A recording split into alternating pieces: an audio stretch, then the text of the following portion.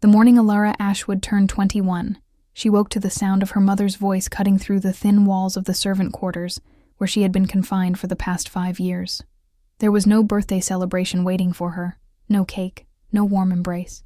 Instead, there was only the cold reality that had defined her existence since the day a pack healer had declared her infertile at 16.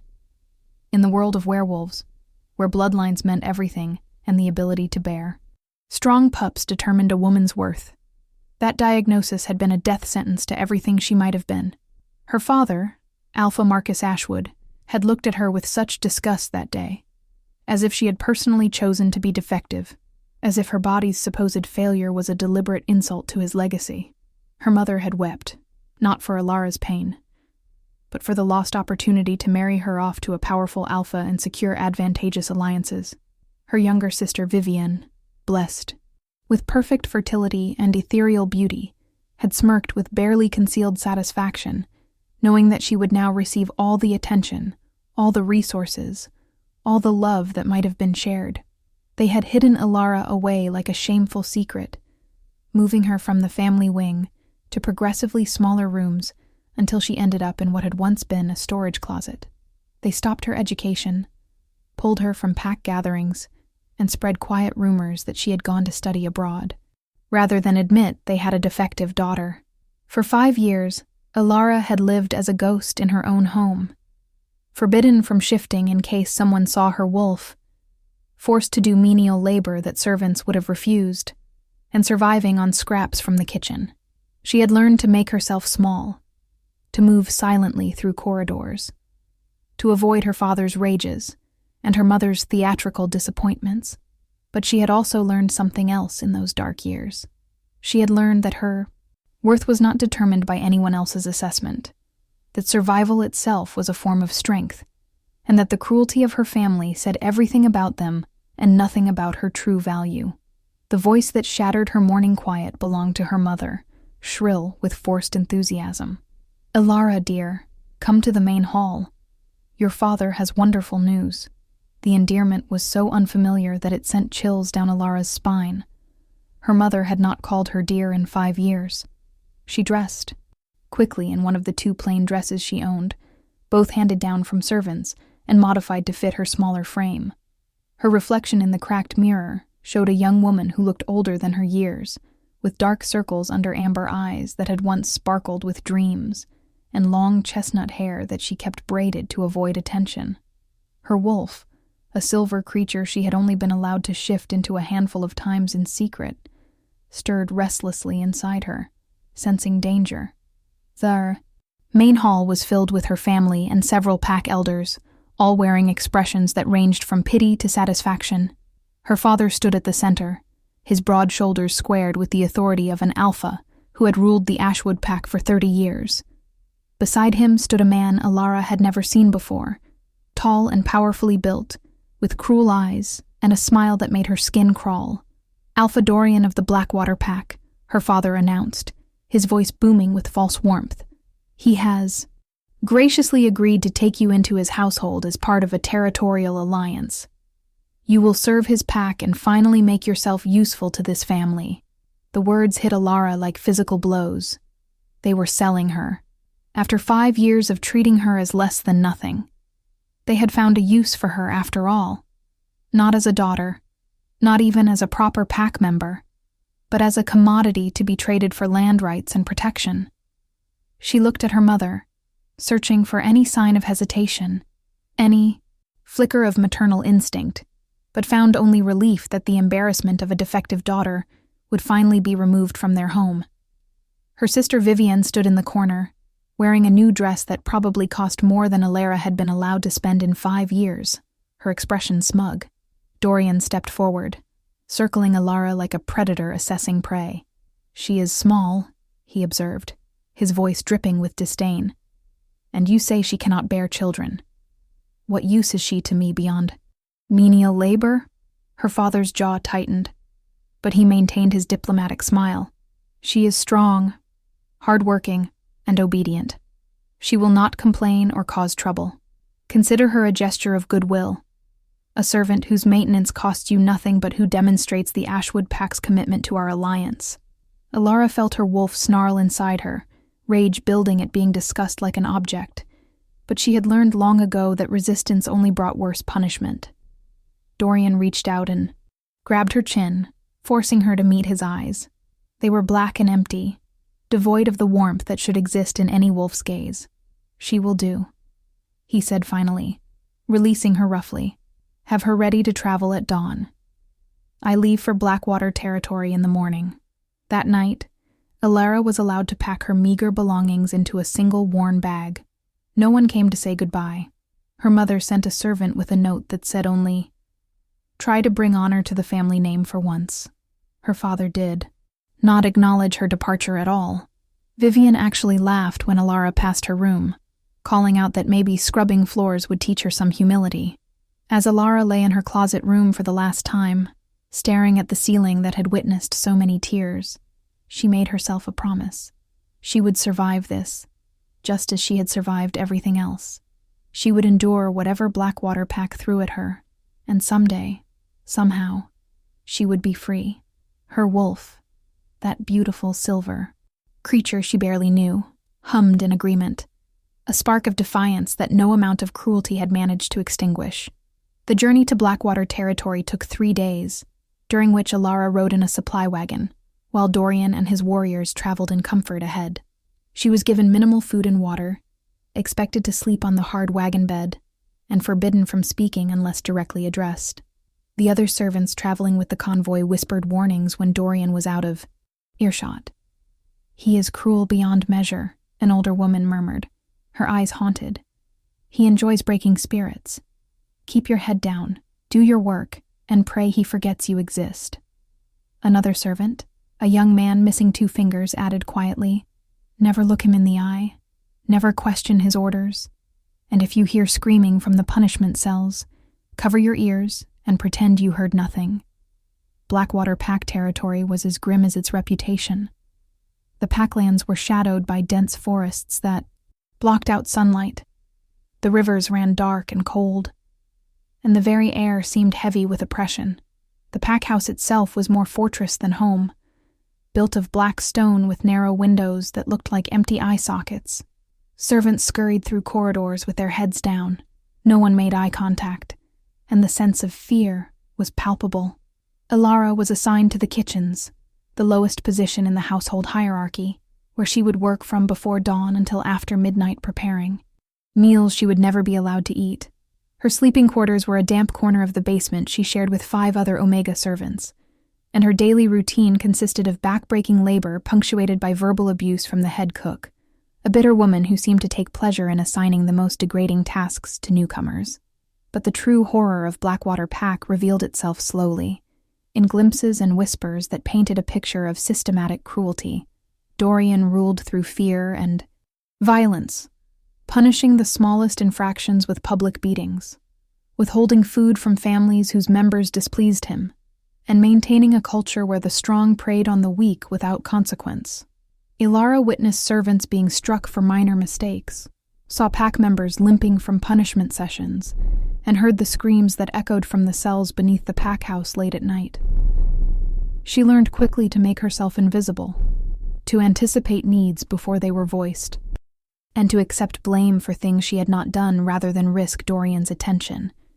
3 months into her servitude, Alara had perfected the art of invisibility.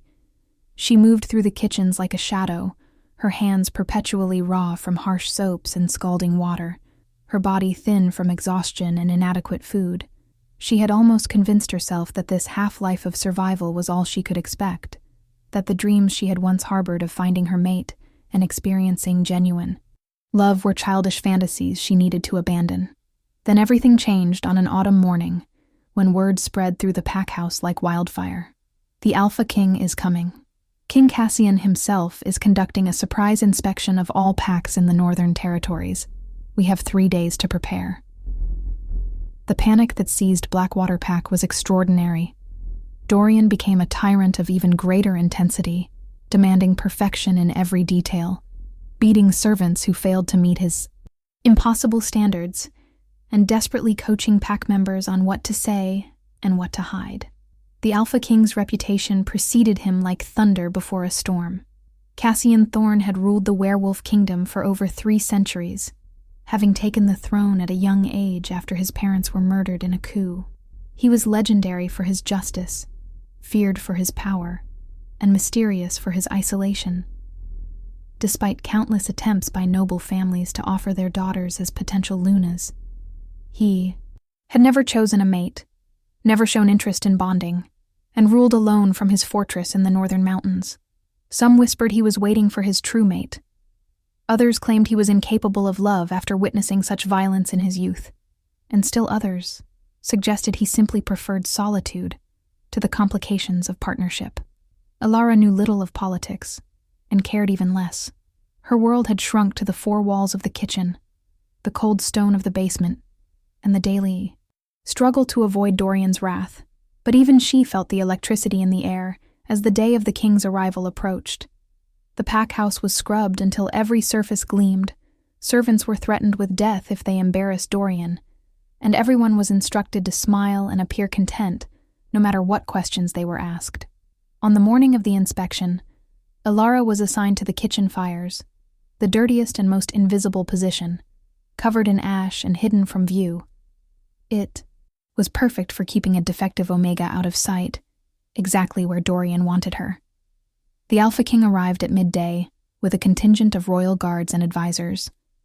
Ilara heard the commotion from her position by the fires, the sudden silence that fell over the pack house, the scramble of servants rushing to serve refreshments.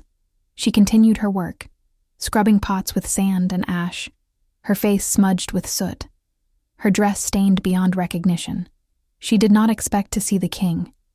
Did not imagine that someone of his status would ever venture into the kitchens, and certainly never dreamed that her life was about to transform in ways she could not begin to comprehend.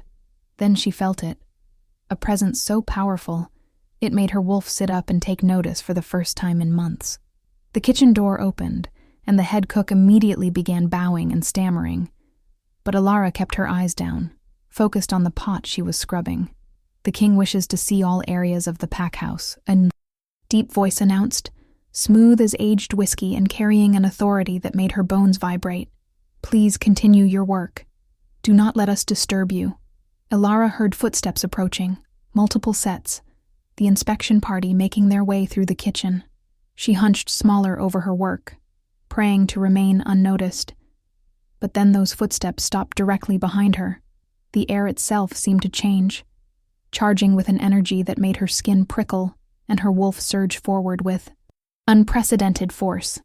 "Look at me," the voice commanded, no longer smooth but rough with something that sounded almost like shock. It was not a request. It was an alpha command, but more than that. Something in those 3 words called to her on a level that transcended hierarchy. Ilara slowly raised her head and turned, still on her knees by the fire, ash covering her face and hands. Her amber eyes met a gaze of such intense silver that she forgot to breathe.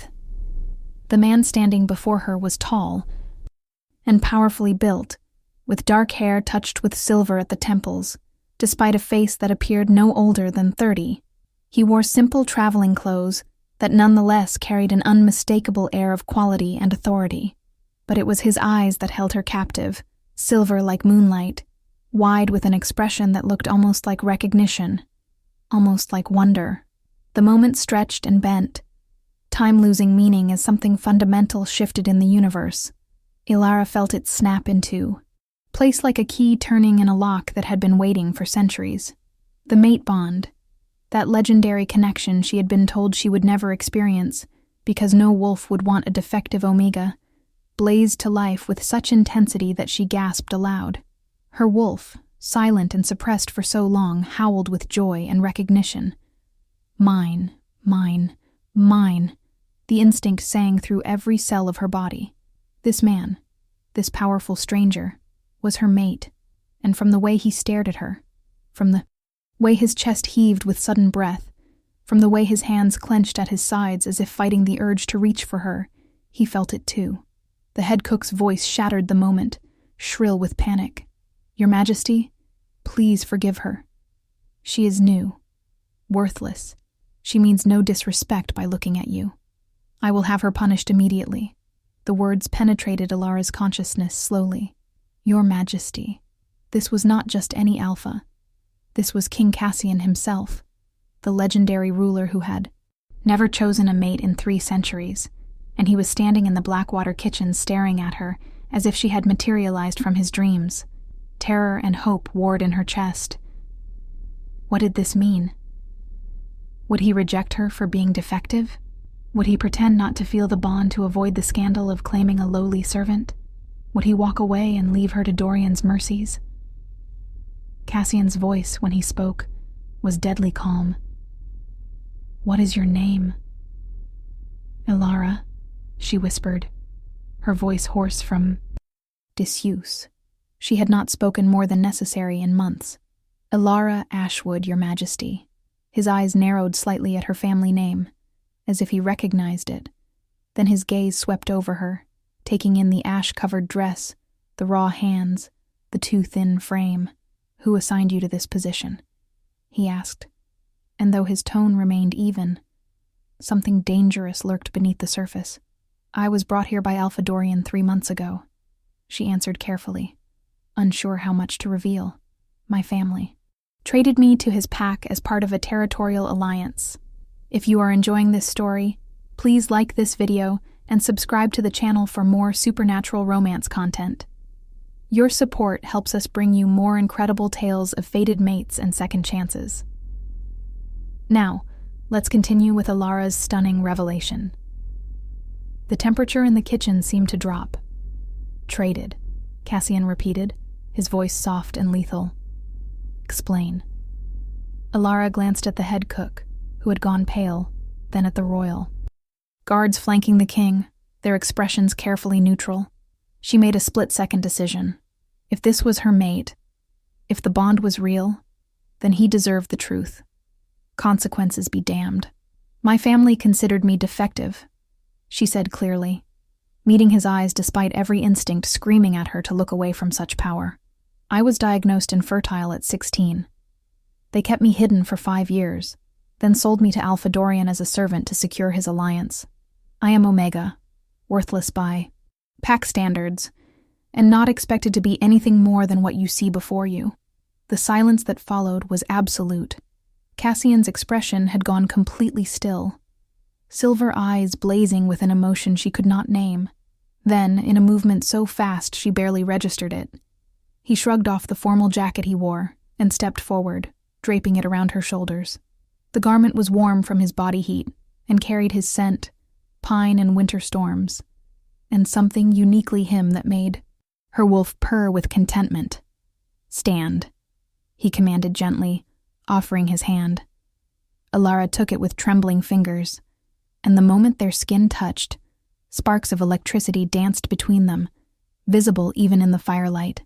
The mate bond pulsed with recognition and demand. She stood, barely reaching his shoulder even at her full height, acutely aware of how she must look covered in ash and wearing rags while touching a king. Cassian turned to address the head cook and the stunned royal. Entourage. This woman is my mate, he announced, his voice ringing with absolute authority. She is to be treated as my Luna from this moment forward. Anyone who disrespects her disrespects me personally. The head cook actually fainted, crumpling to the floor in a heap of shock. The royal guards immediately bowed, fists over hearts in salute. And somewhere in the distance, Alara heard running footsteps and raised voices as word began to spread through the packhouse. The Alpha King had found his mate in the Blackwater kitchens, a servant covered in ash, an Omega his whole kingdom had assumed he would never choose. Within the hour, the packhouse was in chaos. Dorian appeared with fury barely contained behind a mask of false congratulations, clearly calculating the political implications of having hosted the king's mate without knowing her value. Cassian's royal healer, an elegant woman named Thea, swept Alara away to guest quarters that had been hastily prepared, tutting over her condition, and immediately ordering hot baths, proper clothing, and substantial meals.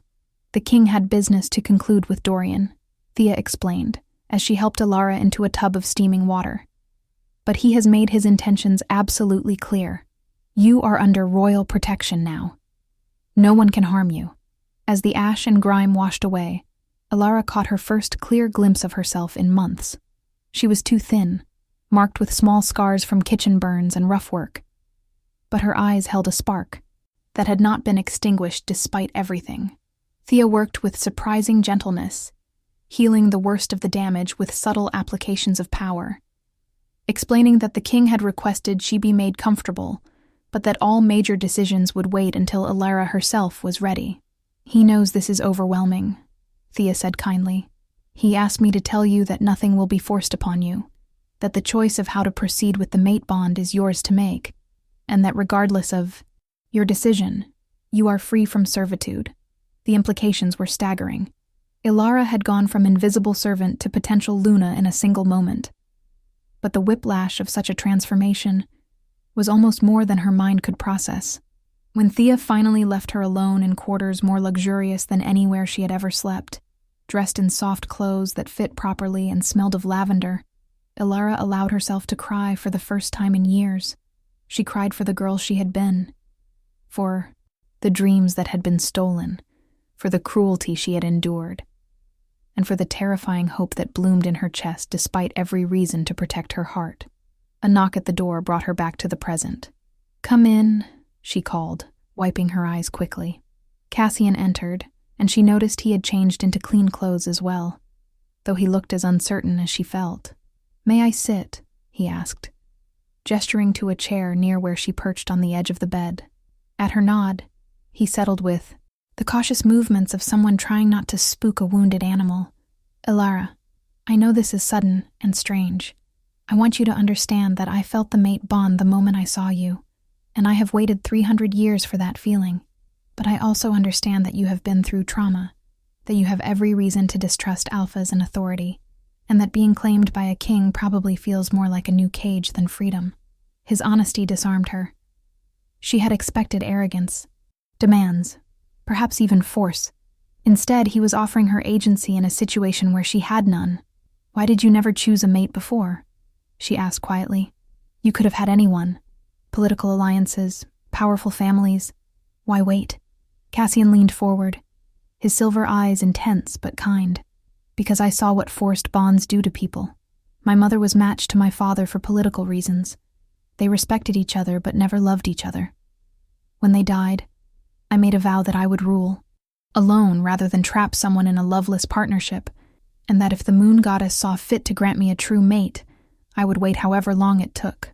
3 centuries is a long time, but clearly it was time well spent." Alara felt something loosen in her chest, a knot of fear she had carried for so long that she had forgotten it was there.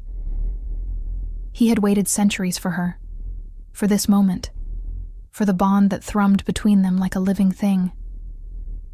"But there is something you need to know," she said, needing to give him the full truth before he made any irrevocable choices. "I was diagnosed infertile. I cannot give you heirs. In our world, that makes me fundamentally broken. Your kingdom will expect a Luna who can produce the next generation of rulers. I cannot do that. Are you certain that rejecting me would not be the wiser choice?" Cassian's expression shifted to something fierce.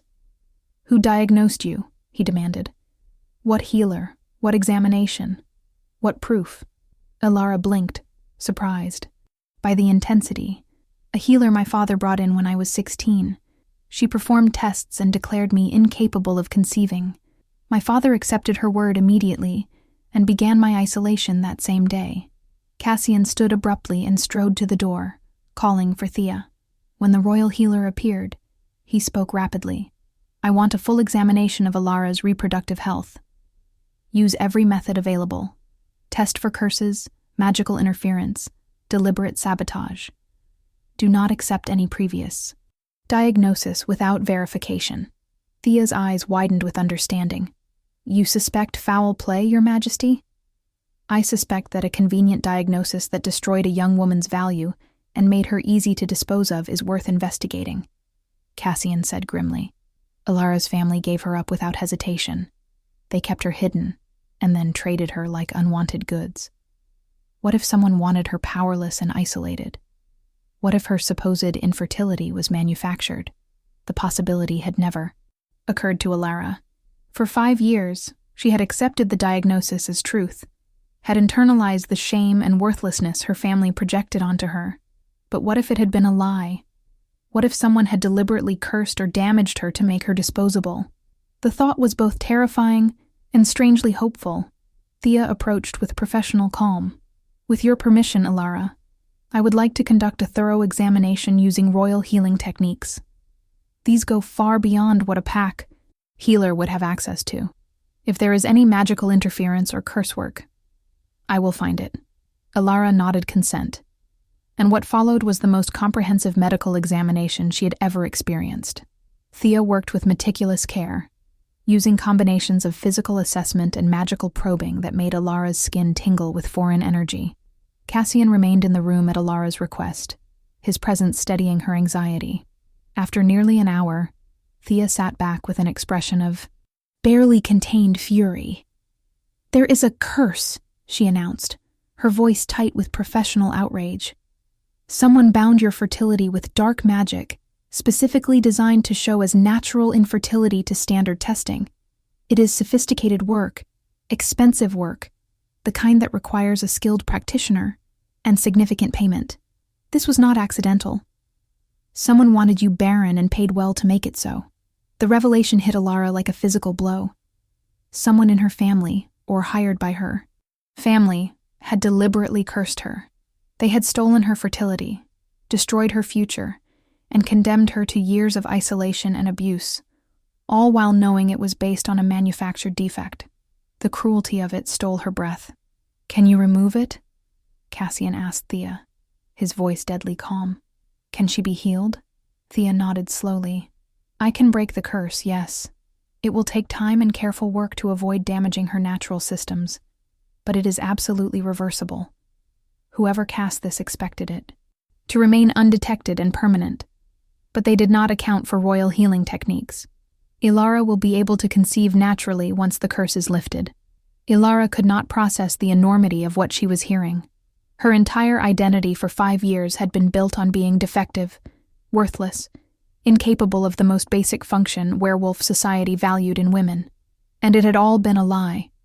A deliberate sabotage that someone had orchestrated, and her family had apparently accepted without question or investigation. "Why?" she whispered. "Why would anyone do this to me?" Cassian knelt before her, taking her hands carefully. "That is exactly what we are going to find out," he promised. "But first, you need to make a decision about us, about the mate bond, about what you want your future to look like. I will not pressure you, will not use our connection to manipulate you. What do you want, Ilara? What did she want?"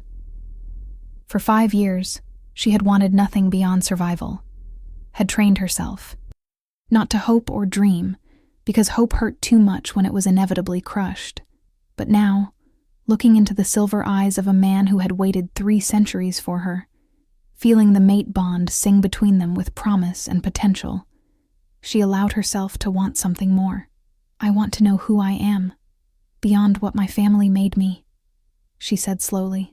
"I want to understand the mate bond without being forced into intimacy before I am ready. I want justice for what was done to me. And I want to believe that not all alphas are cruel, that power does not inevitably corrupt, that I can trust again. Can you give me those things?" Cassian's smile was small, but genuine. "Yes," he said simply. "All of that and more. We will take this at whatever pace you need. The mate bond is not going anywhere. It will wait for you to be ready. And as for justice?" He stood, his expression hardening. "I have questions for your family and for Alpha Dorian about how they treated you. Tomorrow, we return to my territory.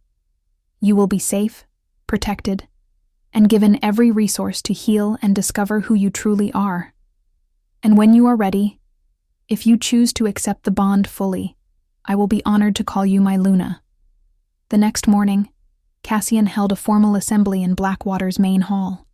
Every pack member was required to attend, including Dorian and his higher-ranking wolves.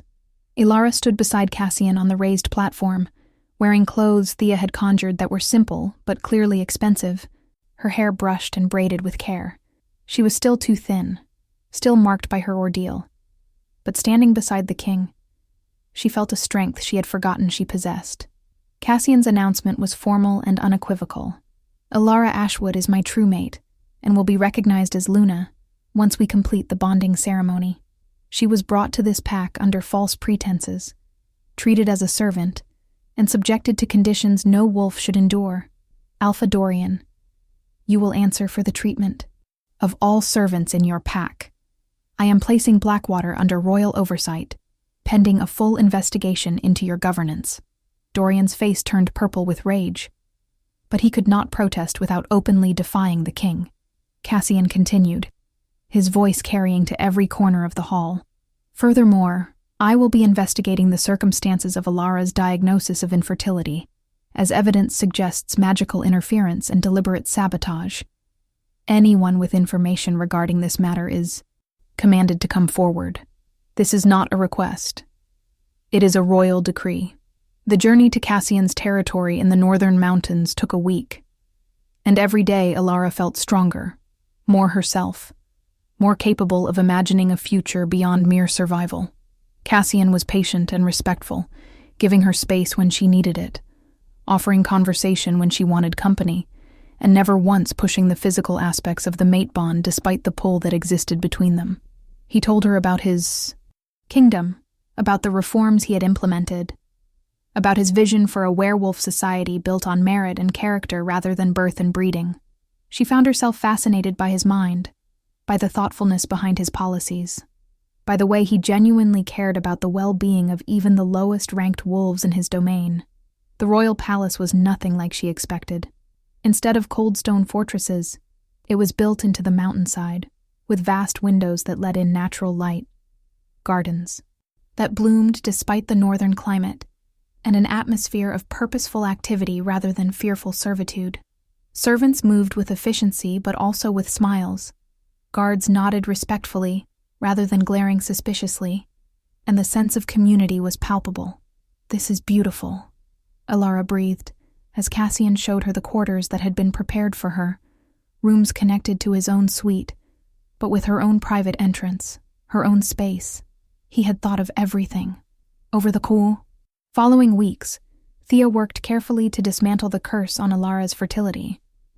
The process was uncomfortable but not painful, involving daily sessions of focused healing energy and herbal treatments that slowly unraveled the dark magic that had been woven into her system. As the curse lifted, Alara felt changes in her body, a vitality returning that she had not even realized was missing, a sense of wholeness that went beyond physical health. By the end of the month, Thea pronounced her fully healed and naturally fertile. "The curse is completely gone," the healer announced with satisfaction. "Your reproductive system is healthy and strong. You will have no difficulties conceiving when you choose to do so." Meanwhile, Cassian's investigators uncovered the truth about the curse's origin. The healer who had diagnosed Alara had been paid by Alara's own mother, who had hired a dark witch to ensure the curse would be permanent and undetectable. The reason was both simple and devastating. Alara's mother had discovered that Alara carried the bloodline of moon-blessed wolves, a rare genetic trait that appeared once every few generations and granted extraordinary abilities. Vivian, the favored daughter, did not carry the trait. Rather than let Alara potentially outshine her chosen child, Alara's mother had arranged to have her cursed, diagnosed as defective, and removed from any position where her true heritage might manifest. It was premeditated destruction of her own daughter's life, motivated by favoritism and jealousy. When Cassian presented Alara with the evidence, including signed contracts and testimony from the witch who had been granted immunity in exchange for cooperation, she felt a strange numbness. Part of her had known her family did not love her, but to see proof that her own mother had deliberately sabotaged her life was a wound that cut deeper than any physical abuse. "What happens now?" she asked quietly. "What justice exists for something like this?" Cassian sat beside her, not touching but close enough that she could feel his warmth. "In my kingdom, deliberately cursing someone, especially a family member, is a crime punishable by exile and stripping of rank. Your mother and the healer will face trial. Your father, as Alpha, will be investigated for negligence in accepting the diagnosis without proper verification, and for selling you into servitude. As for your sister, she was young when this began, but she benefited from and participated in your abuse. She will face consequences proportional to her involvement. But Alara, he turned to face her fully. The question is what you want.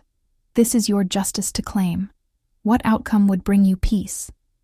Alara thought carefully. She did not want revenge in the traditional sense, did not need to see her family suffer as she had suffered, but she did need accountability, needed them to face the truth of what they had done, and the consequences that came with such cruelty. I want them to lose the power they used to harm me, she said finally. I want other wolves to know what they did, so no one else falls victim to similar abuse. I want my mother and the healer punished according to your laws. But my father and sister, I want them to understand what they destroyed, to live with that knowledge. But I do not need them destroyed in turn. Is that weakness? It is strength, Cassian said firmly. Revenge is easy. Justice with mercy is much harder. Your family will face a royal tribunal. The evidence will be made public. Your mother will be exiled and stripped of her title. The healer will face criminal charges for magical assault. Your father will be removed as alpha and required to make financial restitution to you for the years of servitude and abuse.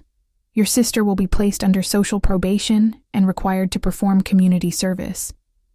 They will all know that their actions have been exposed and judged. That is justice.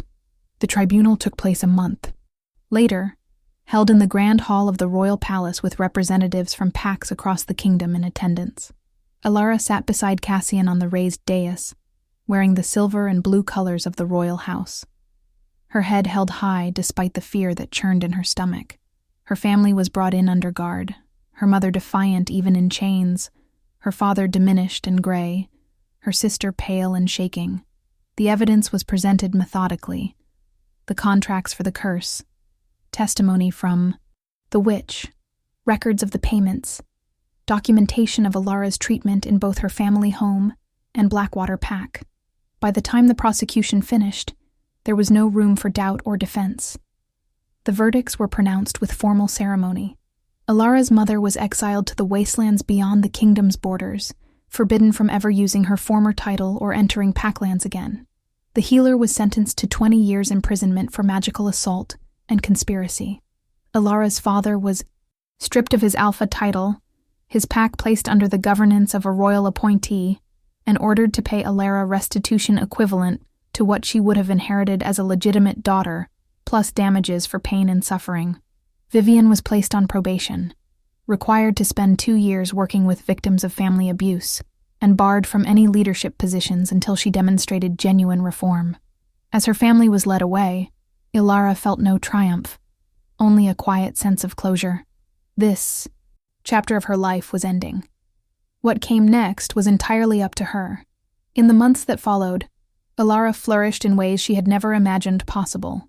Cassian arranged for her to receive the education she had been denied, hiring tutors in history, politics, literature, and pack law. She devoured knowledge like a starving person at a feast, her mind sharp and hungry after years of enforced ignorance. She also began training with her wolf, learning to shift properly and discovering that her silver wolf was larger and stronger than average, marked with the distinctive moon-shaped marking on her chest that identified moon-blessed bloodlines. Thea became both healer and mentor, teaching Alara about the gifts that came with her heritage. Moon-blessed wolves could heal lands poisoned by dark magic, could sense deception and ill intent, and in rare cases, could channel lunar energy for protection and cleansing. As Alara learned to access these abilities, she found purpose beyond simply being Cassian's mate. She began accompanying him on visits to struggling packs, using her gifts to heal corrupted territories and identify wolves who were abusing their positions. She became known throughout the kingdom, not as the defective Omega who had been rescued, but as Luna Alara, the moon-blessed healer who worked tirelessly for justice and reform. Through it all, her relationship with Cassian deepened naturally and without pressure. They spent hours in conversation, discovering shared values and complementary strengths. He taught her about leadership and strategy. She taught him about resilience and the perspective of those without power. The mate bond pulsed between them constantly, but they had agreed to take things slowly, to build a foundation of trust and friendship before completing the physical bonding. 6 months after their first meeting, on the night of a full moon, Elara finally felt ready. She found Cassian in his private study, reviewing reports by lamplight. He looked up as she entered, and the smile that crossed his face made her heart skip. "Can I interrupt?" she asked softly. "Always," he replied, setting aside his work. "What do you need?" Elara crossed to stand before him, her heart pounding but her decision certain. "I need you to know that I trust you completely.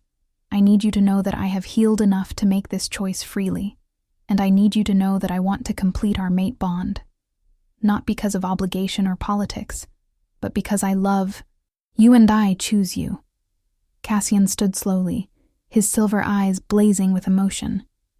"Are you certain?" he asked, even as his hands came up to cup her face with infinite gentleness. "We can wait longer. There is no rush." "I am certain," Elara said firmly. "I have spent enough time being afraid, being broken, being less than whole. You have given me space to heal, respect to grow, and love without conditions. I want to bond with you, to build a life with you, to be your Luna in every sense of the word. I choose you, Cassian. I choose us." The kiss that followed was electric, the mate bond snapping fully into place with a force that made them both gasp. Cassian swept her into his arms and carried her to his chambers, and what transpired between them that night was sacred and private. A claiming that was mutual and consensual, passionate and tender, everything a true mate bond should be. When dawn broke over the mountains, Elara lay in Cassian's arms, marked and bonded, feeling more complete than she had ever thought possible. "We should probably discuss the formal Luna ceremony," Cassian murmured against her hair. "The kingdom will want to celebrate properly." Elara laughed softly. "Can we have at least one day before we start planning political events? I just want to enjoy this. Enjoy us, without thinking about what everyone else needs or expects." Cassian tightened his arms around her. "We can have as many days as you want. The kingdom has waited 300 years for me to find my mate. They can wait a little longer for the official ceremony. Right now, you are exactly where you belong, and that is all that matters." The formal Luna ceremony took place 3 months later, a celebration that brought together packs from across the kingdom.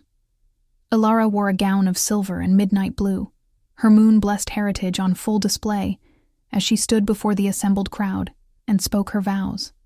She promised to serve with integrity, to use her gifts for the benefit of all wolves regardless of rank, to stand beside Cassian as an equal partner in leadership, and to work tirelessly for a kingdom where no wolf would suffer the abuse and injustice she had endured. The crowd's response was deafening, cheers and howls of approval that echoed through the valley. But perhaps the most meaningful moment came afterward, during the private reception, when a young Omega approached Elara with tears streaming down her face. "Thank you," the girl whispered. "Thank you for showing us that being Omega does not mean being worthless, that survival is not our only option, that we can demand better and achieve more. You have given me hope, Luna. You have given all of us hope." Elara embraced the girl, understanding exactly what she meant, remembering the despair of believing you were fundamentally broken and unwanted. "That is what I want my role as Luna to mean," she thought. "Not just standing beside a king, but lifting up those who have been pushed down, proving that worth is inherent and not determined by rank or function." 1 year after their bonding, Thea confirmed what Elara had already suspected. She was pregnant. The news filled her with complex emotions, joy and fear and wonder all tangled together. This child, conceived naturally and carried without curse or interference, was proof of everything she had overcome, every lie she had survived, every dark magic she had defeated. When she told Cassian, he wept openly, holding her close and murmuring promises about the kind of father he would be, the kind of childhood their pup would have, the love and security that would surround this new life. The pregnancy progressed smoothly. And as Alara's belly grew, so did whispers throughout the kingdom about prophecies and moon-blessed children. Ancient texts spoke of a child born to a moon-blessed Luna and a king of ancient bloodline, a child who would unite the Pax under a new era of justice and reform. Alara tried not to focus on prophecy and expectations, concentrating instead on the present moment, the kicks and movements of the life growing inside her, the preparation of a nursery, the excitement of imagining who this little person would become. On a spring night, when the moon hung full and bright in the sky, Alara went into labor. Cassian stayed with her throughout, holding her hand, offering strength when she needed it, marveling at her power and resilience. When their daughter finally entered the world, squalling and perfect, with a tiny moon-shaped birthmark on her shoulder, the entire palace erupted in celebration. She was named Selene, after the ancient moon goddess, and from her first breath, it was clear she carried extraordinary gifts. The nursery glowed with soft light whenever she slept. Plants bloomed more vibrantly in her presence. And even as an infant, she radiated a sense of peace and power that awed everyone who met her. As Alara held her daughter and looked at the life she had built, surrounded by love and purpose, she thought about the girl she had been 5 years ago, broken and hopeless in a basement storage room. That girl would never have believed this future was possible. But survival had led to strength. Strength had led to healing, and healing had led to transformation. She was no longer the defective Omega her family had discarded. She was Luna Alara, moon-blessed healer, mate to a king, mother to a prophesied child, and living proof that worth is inherent and cannot be stolen by cruelty or curse. Cassian joined her by the window where she stood with Selene, wrapping his arms around them both. "What are you thinking?" he asked softly. Alara smiled, leaning back against his chest. "I am thinking that I am grateful for every hardship that led me here, because it taught me the difference between surviving and living, between power that oppresses and strength that uplifts.